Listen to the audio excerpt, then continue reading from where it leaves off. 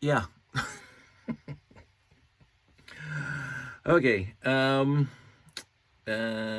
Show me something that means nothing to anybody else outside the hobby, but means a lot of flex to people in the hobby. So, I don't know how to start. The the one thing that I used to do a lot when I was doing all the Bricklink orders that I needed to finish the the monorail layout that Jeff and I were building, I would invariably every single store that I went to look for the parts I needed, which is like I needed 1,000 plus 4x9 wing plates, 1,000 plus 3x4 slopes, 1,000 plus 2x3 inverted slopes, 33-degree slopes.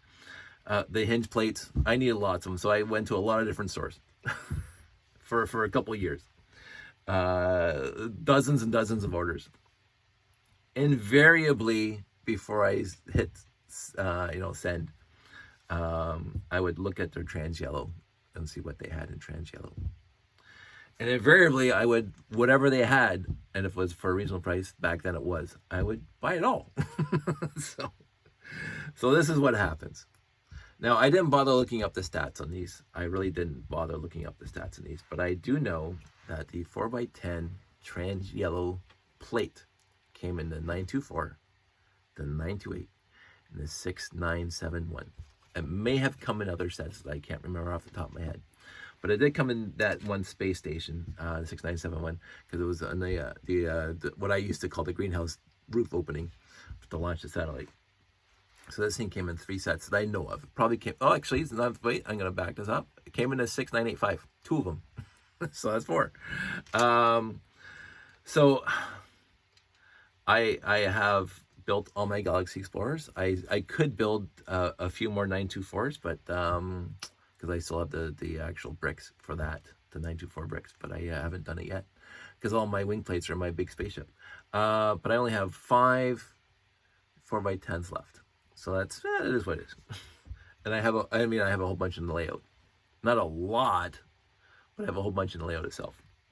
So the 6x6s, again, as far as I know, I mean I didn't look it up, came in one set. Again, the 6971. And 2 of them came in that set. And I think right now in the storage out there in the totes, I have 3 6971s built, and I have 4 of these left. So I could probably build at least one more 6971 and not break a sweat over that. The 4x6 trans yellow plate came in my favorite set, the 918, because it's the first classic space set I ever got. And there's 1, 2, 3, 4, 5, 6, 7, 8, 9, 10, 11. I have 11 of these. Again, I don't remember them coming in any other set besides the 918. I have, I believe at this point, 8 of them built in those totes in the garage and 1 up here. So I have this many more, but I don't have any more bricks that say 918, so I can't build them. But again, I hit the Bricklink store and I ordered a transit. I didn't bother checking for the blue labeled bricks, which was kind of silly of me at the time, but how many do I need? So I got that many. But now we get to the stack, the stack of 6x8. And this was, I won't say ubiquitous back then, but it was in a ton of sets back then, including the 926, the 6970, the mobile command, no, the mobile command center, the all-terrain vehicle. I could think of more. I can't think of them off the top of my head. I'm just remembering this. Did this thing come in one of those rovers on the top roof, or was that a blue plate? I can't remember now. Anyway, maybe it came in a different set than 918. But anyway, this came in 3 or 4 or 5 sets. The 6x8, the 6x8 trans yellow plate. And I got 1, 2, 3, 4, 5, 6, 12, 13, 14, 15, 16, 17, 18, 19, 20,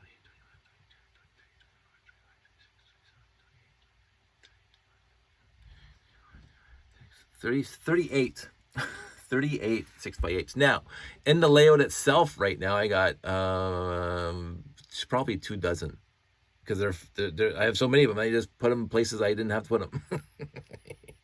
including on the moon base quarters. I use them like at least 2 dozen of these on the moon base. It's fantastic because it's just easy to use. So I was talking to a friend, and he's building a beautiful, beautiful space station. And I said, "Oh, I can send you some 6x8s for a roof if you want them. If you want them." It's like it's this whole thing. And I'm going, "Well, we'll work out a price." And the one issue is that, let's just have a quick look here. I don't know if you can see it, but some of them are remarkably good condition, and some are not.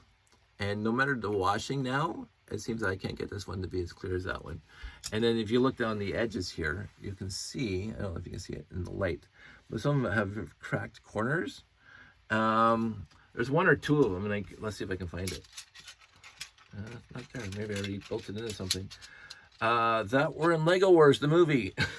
And when the ship blowed up, it has gunpowder burns on them, and I don't know where that is. And I do not push these things together, by the way. They're just sitting there loosely on top of each other because I don't want to break them trying to take them apart like the new, or new brown. But a lot of these, many of these are dusty, and even after I washed them, I mean, I could scrub them more. And I'm always afraid. That's why when I build things once now, I leave them together. But you can see all the way along here, this one's almost ready to come off, but keep it together. So it is what it is. The old trans colors were very, very brittle, almost like the new brown, even back then. So you had to be careful with them. And I learned that very, very quickly. And so I try to keep these things as safe as possible. I really do. And I just happen to have lots of them. So this is what I'm talking about when I say I want to downsize properly, nicely, not just give them away to people. But again, I'm not in it to make a profit, but I'm not in it to lose my shirt on them. Because unless I come up with something, I don't want to do big layouts anymore. And this is my consideration now. I am not young. I am not a young person anymore. I went into the pool. Josh and I went to the pool the other day, and I was just winded after 10 minutes of swimming in the pool. And I used to be able to swim like length without, stopping.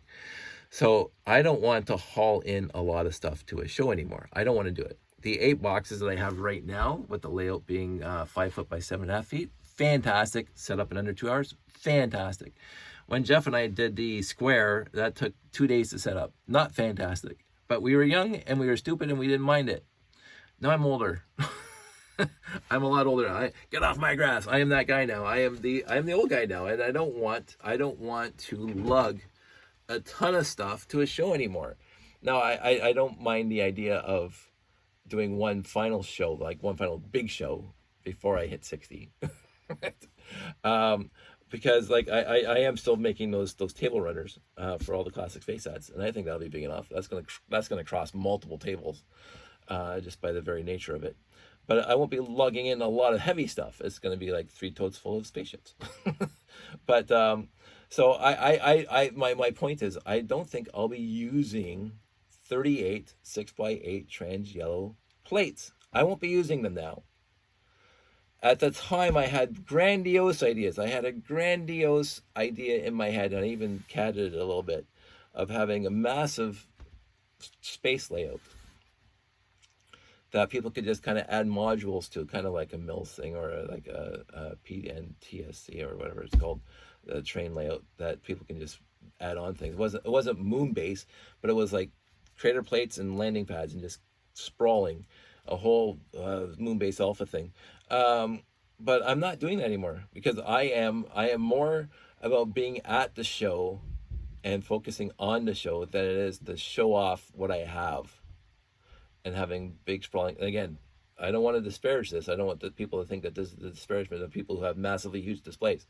I adore massively, straight up, I absolutely adore massively huge displays and the effort, because I understand, I appreciate, I really grok how much effort goes into a massively huge display, even if it is a collaboration, or a single, like Blacktron Intelligence Agency. One guy did that. Go look it up. Go YouTube Blacktron Intelligence Agency. And I think that video was taken before He finally gave it up. But he did a show after that was even bigger than that layout was. And that was one person making that entire layout. And hauling it into a show, and then setting it up at a show, and then taking it down after a show, and then finding storage for it, blah, blah, blah. When I was younger, I used to think, oh, this is going to be awesome. I'm going to do these massively huge displays. And now I'm here at 55, and I can't spend an hour in the pool without being winded. Are you kidding me? Are you kidding me? No. So my idea is, and I don't know how to do it nicely. My idea is to downsize, straight up downsize. I'm not talking about eliminating or getting rid of all 38. I talked about the 10 by 10 by whatever 14 quarter domes trans yellow. I had peak 33, I think, around 33, if I remember correctly. There are 12 in the layout right now. I had other ideas to build other buildings that used the trans yellow dome. But what I found myself doing is downsizing the layout, because I like the layout now. It's small, it's comfy, it's compact. It does everything that the big layout did. I do miss Jeff's monorail station, straight up monorail train station. Jeff's monorail train station with the classic space logo is one of my favorite buildings I've ever seen. And his air station was, the guy's just one of my most inspiring builders. Him and Janie are my two favorite builders on the planet, straight up. It's just not even a contest. Janie and Jeff are my two favorite builders ever.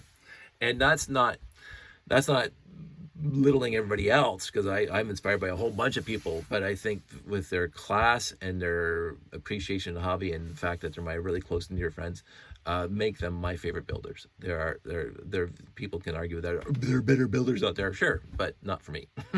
Just like there's better people who have more classic space stuff than I do. Again, have at it. So, but for me, hey, you kids, get off my grass, me.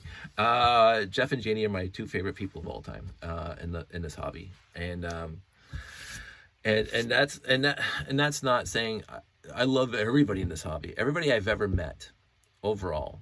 And I have a lot of friends who were virtual, and I love them, and I appreciate them, and I want them to be happy and healthy and blah, blah, blah. So this isn't a competition. I come back to the here we go back to that conversation. This isn't a competition. Jeff and Janie happen to be my friends in this hobby that I've known for 20 plus years, well, 20 years now. And we've hung out together. We've done midnight shopping. We've done like stupid car drives for long periods of time. So this is why they are my friends. and when I see them build something, like there's not a theme that Jeff can't do. And Janie is just the artiste. I think, and I'm not going to embarrass her. I love my mom, and my mom's been gone for 10 years now. But my mom, when I grew up in the house that we grew up in with my mom and dad, my mom was an artist. And I think my relationship with Janie, not to go off in this quick tangent about Janie, is very reflective of my appreciation of my mom, because I've always deeply appreciated people who have been touched by the muse, and don't take that dirtily or whatever, because of who my mom was. And so I'm not saying some sort of Freudian Janie's my mom. She's not. But I've always appreciated artists a lot, like over and above what normal regular people do, because of who my mom was. And so when Janie shows up with her artwork, and who had nothing to do with Lego, I love her artwork. I love her passion for the arts. I love her passion to teach the arts to kids. I love her passion, period. And again, my appreciation of people is because of their appreciation of whatever they appreciate. And Janie's appreciation to me is contagious. Like, it's one of the most contagious things I've ever been around. It's just the artist mentality that she has that just inspires me to be better. I will have to say that Janie coming to our shows way back in the day, again, we started doing robot shows and I didn't even know who Janie was. And then 2004, we went to Brick Fest in Washington/Virginia. I met Janie, really, that I remember, again, faulty memory. I remember meeting Janie at Brick Fest. And then she started coming to RTL stuff. when we were doing other shows, and she was there for the hobby show, and when Alan was running it, and then when I was running it, and then her and I were running it, and then because she is an artist and she has an idea and she has a form and function, blah blah blah, and whatever stuff. So we played well together, and yet when I was with her, I was continuously inspired by how she thinks, as who she is, and appreciated her foundational who she is. And I will never get past that because I think she's one of the most fantastic people on the planet. But enough about Janie specifically on that note. But I would have to say the classic space layout that I have now, because Jeff and I started doing it way back in 2007 together, and it was just throwing a whole bunch of buildings together and having a great time with it. And you'll see Janie in all the videos talking to people because she's great at shows, by the way. She's one of, this is also why one of my things that I love about shows is hanging out with Janie for a weekend. So it's utterly fantastic to hang out with Janie for a weekend, just in the Lego context. One of my most favorite people to hang out with on a weekend. But when she was, but she inspired me. She never said, "Hey, Dave, you can do better," or "Hey, Dave, make a better layout." She never ever said that. But just by what she used to bring to the show, and her talent of talking at the show, and her enthusiasm for the hobby and for displays and for the artist, and I would have to say she was part of the reason I started making the layouts less generically, just straight up stats on base plates, and more of my own creations, more mocks, and focusing on that aspect of it. That was inspired by Janie, but not demanded or even inferred by Janie. She never told me to do that. She never even hinted that I should do that. But just watching her in this hobby made me want to do that. I don't know why. But anyway, but here I am now at a point in my life where I have, quote unquote, too much. And I mentioned in the last video that because of who I was back then, thinking that I had all these grandiose ideas, that I no longer, I still have, but I no longer, because I'm a realist, I'm putting my, so this is going off into many things right now. The wonder that is David, right, this guy right here, the wonder that is me since I was a kid is that my comfort with my life overall trumps other people's opinion of me and what I should be wearing, what I should be doing, what I should be thinking, what I should be saying, who I should be hanging around.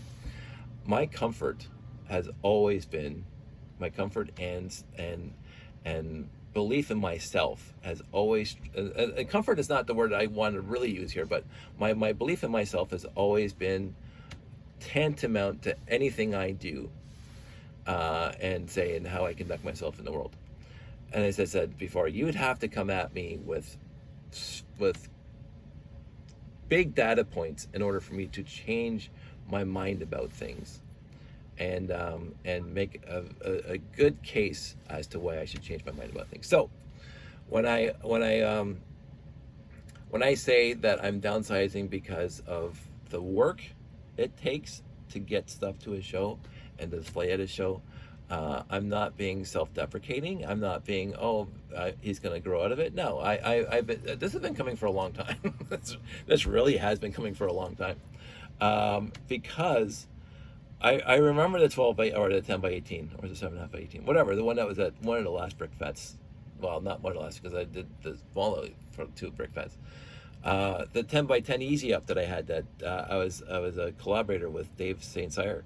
That was a lot of work. That was a ton of work. That was so much work to get all that done. Janie used to have a moratorium, by the way, at our shows, either the hobby show or the Toy Train Hill show, whatever. While I'm setting up, especially at BrickFed, she would tell people, do not go talk to Dave because he is setting up now. And she would say, because Dave's setting up. And when people come and distract me, oh look, something shiny, and because I love talking, I love talking. So when people used to, hey Dave, whatever, and then 20 minutes are gone, and then the layout takes an extra 20 minutes to set up. So she would tell people, stay away from Dave while he is setting up because it'll just take longer. It's 100% true. So thanks, Janie. Anyway, so I'm sitting here now, looking at this room and how much effort I've been putting into it and how little I've been building, except for, I've built a few things here and there, but because I'm so busy organizing and so busy, whatever, it has become untenable. When I say that, it's not me being, oh, Dave is just going through a phase. No, it's been a long time in coming, and I've been talking about it, as you know, on this channel for a long time. I really have to downsize it. I honest to God really have to downsize it because it is to the point of it's a burden. So, and I don't want to do large layouts at a show. I don't want to. It would 100%. It would be cool. I have so many ideas in my head of various buildings and layouts and blah blah blah. But when I did my last 4 or 5 years with the layout that I have now, it's now under 2 hours to set up, and now I got even a smaller version of it, which takes me half an hour to set up, which is fantastic.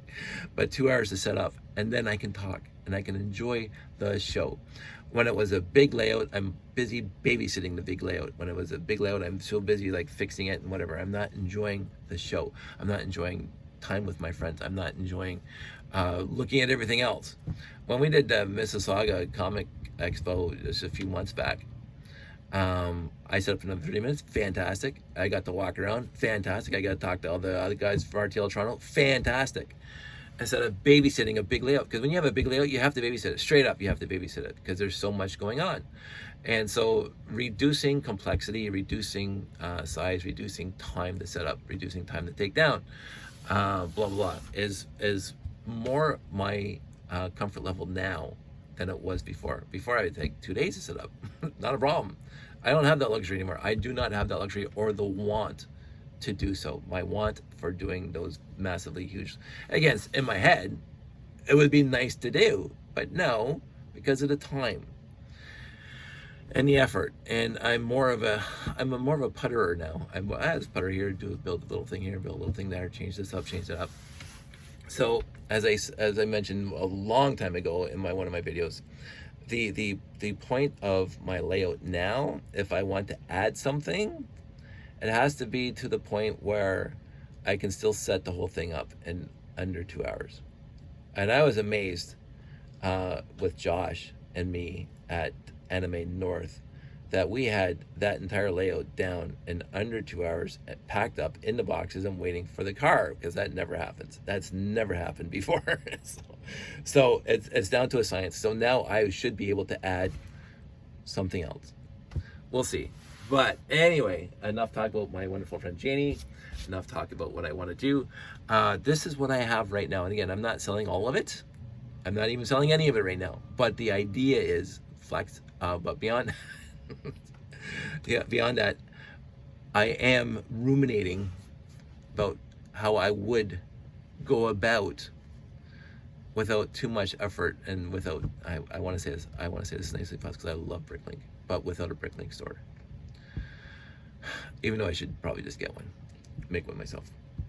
But anyway, that's where I am right now. And I have a lot of classic space bits behind me, a ton of classic space bits, like over 100 1x2 plates with handles. I got over 100 of them. What am I gonna do with all that? I don't know. It's stuff I want to think about.